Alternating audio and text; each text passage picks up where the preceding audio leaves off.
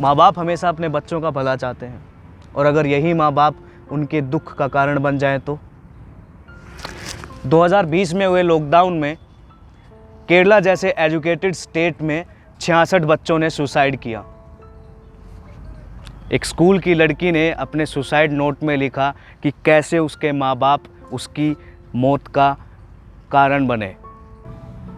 उस बच्ची ने अपने सुसाइड नोट में लिखा कि उसे लगता है कि वो सबसे आगे निकल चुकी है, क्योंकि उसे घर से बाहर निकलने नहीं दिया जाता था और ना ही उसे अपने दोस्तों से मिलने दिया जाता था। एक रिपोर्ट के अकॉर्डिंग हमें पता चला कि भारत में हर 1 घंटे में एक बच्चा सुसाइड कर लेता है, अपनी जान ले लेता है। और जब इसका रीज़न हमने पता लगाया तो सबसे पहले एक ही चीज़ उभर कर आई, वो है parental pressure, lack of parental support. एक 6ठी क्लास की स्टूडेंट ने अपने आप को आग लगाकर सुसाइड कर लिया। अपने सुसाइड नोट में उसने लिखा कि वो अपने पिता से नफ़रत करती है, क्योंकि उसके पिता जब से उसकी प्यूबर्टी की एज आई उसने अपनी बेटी से नफ़रत करना शुरू कर दिया, दूरी बना ली, सिर्फ अपने छोटे बेटे और छोटी बेटी को ही प्यार करने लगे।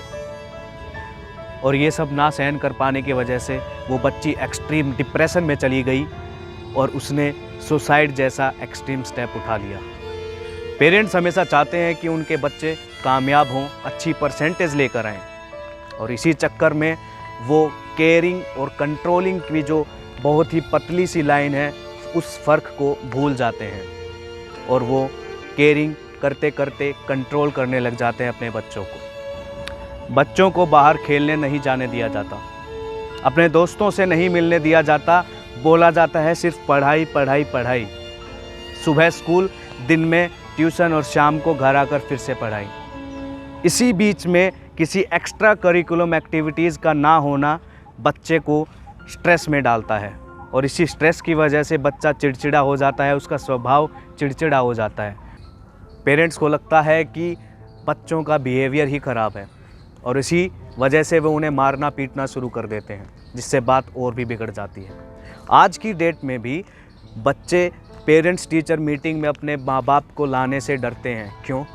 क्योंकि उन्हें लगता है अगर उनके एकेडमिक परफॉर्मेंस के बारे में अपने माँ बाप को बता दिया जाएगा तो उनकी घर जाकर पिटाई होगी, उन्हें डांट पड़ेगी या उन्हें खेलने कूदने से भी मना कर दिया जाएगा। कंपटीशन और एजुकेशन सिस्टम की कमियों की वजह से स्टूडेंट ना तो अपना पैशन फॉलो कर पाता है और ना ही कोई एक्स्ट्रा स्किल गेन कर पाता है।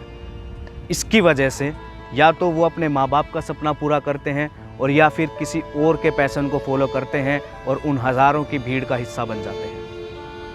और इसके अलावा पेरेंट्स अपने बच्चों को कोटा और मुखर्जी नगर जैसे कोचिंग सेंटर्स में भेजते हैं ताकि वो अपनी IIT और IIM की तैयारी अच्छे से कर पाएँ।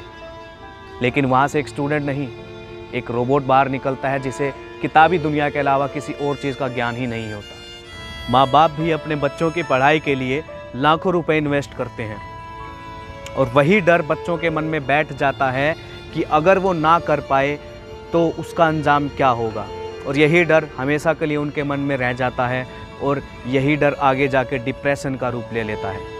और ये दर्द एक दिन इस हद तक बढ़ जाता है कि उन्हें एक एक्सट्रीम स्टेप उठाना पड़ता है। और जो बच्चे इस एक्सट्रीम स्टेप उठाने की बजाय इस चीज़ को सर्वाइव कर लेते हैं वो ग्रेजुएशन कंप्लीट करते हैं और नौकरी पाने के लिए सैकड़ों एग्ज़ाम देते हैं, और इतने टफ़ कंपटीशन की वजह से उन्हें कोई 20,000 रुपये की नौकरी भी नहीं देता है। इतने सालों की मेहनत ख़राब। माँ बाप भी बच्चों पर इस चीज़ का दबाव डालते हैं कि हमने इतना पैसा खर्च किया है, भाई तुम पढ़ाई क्यों नहीं कर रहे हो।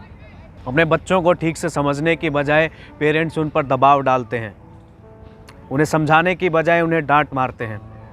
और आजकल की छोटी फैमिलीज़ होने की वजह से बच्चे को कोई मिलता नहीं है जिससे वो अपनी फीलिंग्स को शेयर कर पाएँ, अपनी बातें बता पाएँ, और इसी वजह से बच्चा डिप्रेशन में चला जाता है और डिप्रेशन में ही जीना शुरू कर देता है। एक चीज़ को सोचिए, माँ बाप बच्चों को दूसरों के बच्चों से कंपेयर करना शुरू कर देते हैं कि शर्मा जी के लड़के ने तो ये कर लिया, अरे तुम भी पढ़ाई करो।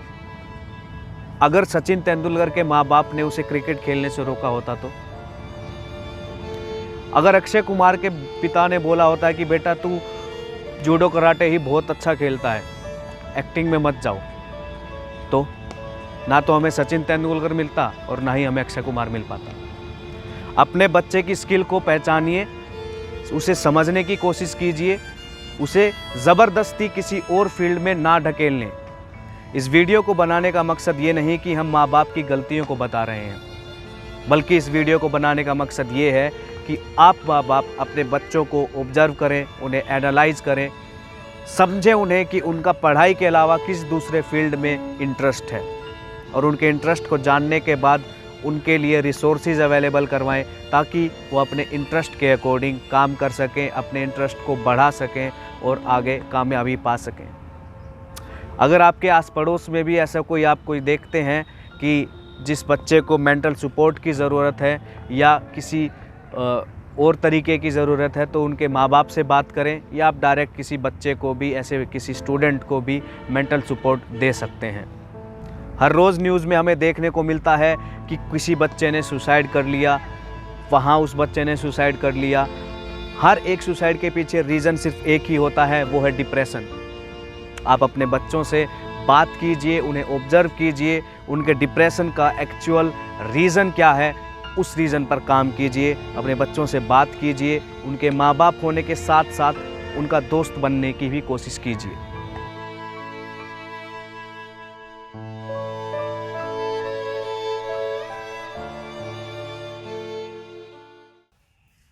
हे गाइस, मेरा नाम है सुधीर और मैंने मोटिवेशनल पर पहले एक एजुकेशन सिस्टम से रिलेटेड वीडियो डाली थी, जिस पर काफ़ी सारा प्यार मिला। बहुत से बच्चों के कमेंट आए, बच्चों ने लिखा कि उनको ये वीडियो पसंद आई है।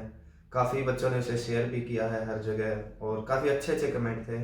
तो उसके बाद मुझे लगा कि शायद और वीडियो बनानी चाहिए ऐसे टॉपिक पर। जब मैंने वो वीडियो बनाई थी, मुझे अंदाज़ा नहीं था कि इतने सारे स्टूडेंट जो है डिप्रेशन का फेज़ जो है देख रहे हैं या फिर मतलब सफ़र कर रहे हैं। उस वीडियो के बाद मुझे भी अंदाज़ा हुआ कि बहुत सारे लोग हैं, बहुत से बच्चे हैं जो काफ़ी डिप्रेशन में रहते हैं। इसलिए मैंने ये वीडियो बनाई, जिसमें है मेरे साथ मिस्टर सुमित, जिन्होंने वीडियो को काफ़ी अच्छे से प्रेजेंट किया। Thank you. हे गाइस, उम्मीद है कि आप सबको ये वीडियो उतनी ही अच्छी लगी होगी जितनी आपको पिछली वीडियो अच्छी लगी थी। इसे अपने दोस्तों के साथ शेयर करें, अपने घर वालों के साथ शेयर करें और मदद करें किसी ऐसे की जो लगता है कि इस फेज से गुजर रहा है। और अगर आप भी इस फेज से निकल चुके हैं, आपने ये फेज देखा है, तो कमेंट सेक्शन में अपनी स्टोरी ज़रूर बताएं, जिससे कोई और भी मोटिवेट हो। Thank you.